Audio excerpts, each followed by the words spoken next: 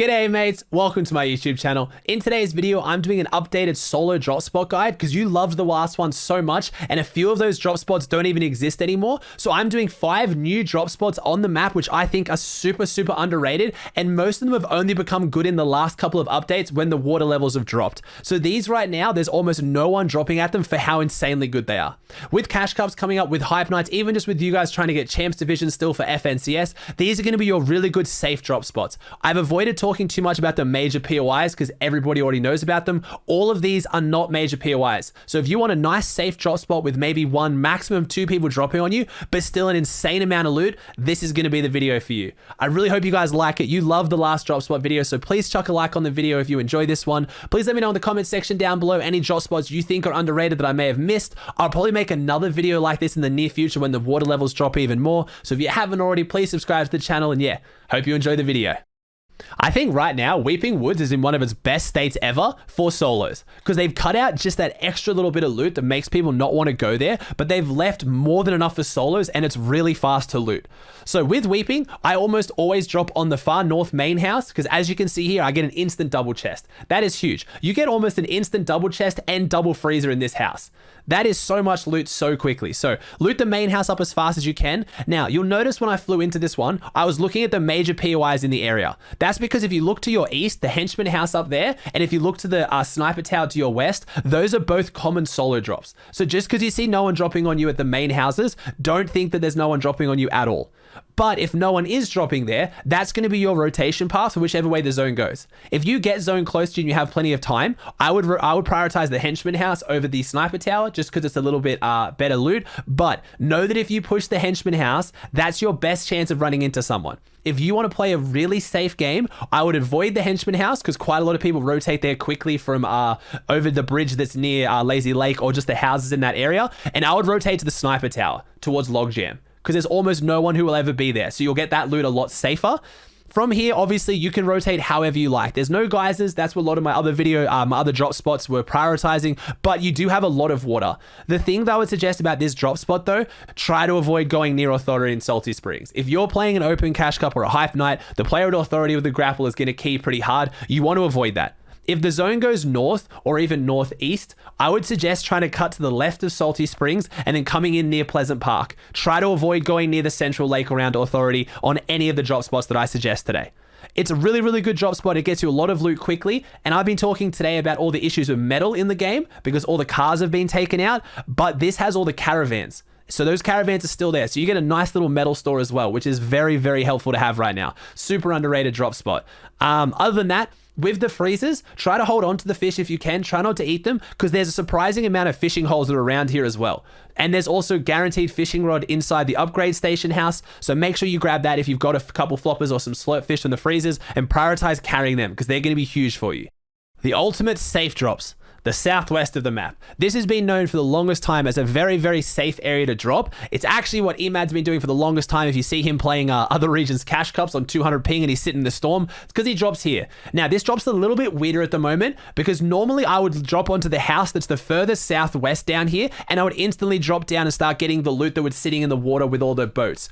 Unfortunately, that's still underwater. So what I find I do now, if I can, make sure you're not contested, land on the mountain above this house, get the few chests that are up here, make sure no one's contesting you because this drop can get dropped on by people wanting to push down into Caddy. I would then get my loot, go straight down to the house that's southwest, and then loot my way around, going to the house to the northeast, and then going in for your metal store to the house that's to the south. Again, the map will show this, don't worry. I know it's a lot of directions. So from this drop, you're going to get a decent amount of loot. You're going to be a little bit shambles. You're going to have to learn how to play shambles with this drop. You aren't probably going to walk away with insane loot, maybe not even max shield every time, but you have insane rotate potentials and you'll almost never get contested. Now, use the geysers. One of the things that I can suggest the best to do if you're looting this drop spot, hit the geyser that's right next to it in the center and go to the geyser that's on the north side of the coast. The one that's further north. Even if zone pulls pretty far, say northwest, try and go that route because coming in around where Old Grotto and Dirty Docks is going to be way safer than trying to rotate across catty corners near Misty. If you go this drop spot and you're finding you're having a lot of issues rotating out of it, try to prioritize going further north before you start going west. Try to come in more around the dirty docks area. And with the 2 geysers, you can do that really quickly. This drop spot is only going to get stronger as the water drops because, like I said, a whole bunch of loot becomes available at the bottom there where the geyser is right now, and a whole bunch of fishing holes should open up. There used to be a lot more fishing holes than there are here now. Keep an eye out on the old, what do you call it? Camp Cod. Make sure that Camp Cod isn't contested. If it is contested, try to avoid rotating that way again. Try and go further north. If it isn't contested though, that's just some more free loot. Don't be afraid to sit in Storm a little bit with this drop. You have great rotations and you have a lot of campfires and fishing holes nearby. So feel free to pull a bit of an EMAD strat. Sit in the Storm for a bit if you need to get all the loot because it is quite spread out at this drop. But this is going to be one of your best safe drops because I can guarantee you're almost never contested. Now we come to Epic Whale's drop spot. This is the Fort Crumpet is quite often what it's called. It's outside Sweaty Sands. It's just to the northwest of it. It's a really, really great drop. This is one of my favorite drops only because you're only ever usually contested by 1 person. If you're contested by 2 though, you have a lot of control. So you have 2 options when you drop this drop. If I'm uncontested, I go for the maximum efficiency loot path, which is I usually land on the northeast corner and then I just do a big rotate all the way around the edges and then I loot the top of the tower last. Now, if you see that you're being contested though, and you drop on the center tower first, it's a really good spot because you have a lot of sight lines on all the people around you and where they're going, or the 1 or 2 people. You get your chest, you can start looting down the tower, but I wouldn't go to the very bottom level of the tower. I would notice where those 2 players dropped and I'd go to a corner they didn't drop if I don't have enough loot yet to get the other chest that's over there, because there's a chest on every single corner. If I do have good loot though, aggressively push them. Have the confidence to push them quickly because the loot here is spread out a little bit. It's a decently small area, but if you get good loot out of your first couple of floor spawns and chests, feel confident to push. Just make sure that while you're here, you're farming as much metal as you can on the railings and on the cannons around you. Again, I'm going to talk about this on every drop spot. Metal is very hard to find right now because they took the cars out of the game. Normally there's a car park right next to this, which has a whole bunch of loot for metal. It's not there right now, but that's fine. Now, depending on the type of game you're playing, you can rotate more north, go through the boat and go through the islands which are starting to emerge to get a couple more chests. What I would suggest though, if no one's dropped on the boat to your northeast, there is a lot of fishing holes around there. Prioritize getting as much fish as you can while you're here because the geyser that's north of Fort Crumpet is now working. That is a really good way to rotate in. You can geyser hop all the way to center zone from this drop. It's much like my Lighthouse drop. It's the same rotation. You have plenty of time. So prioritize getting some fish and then prioritize rotating out.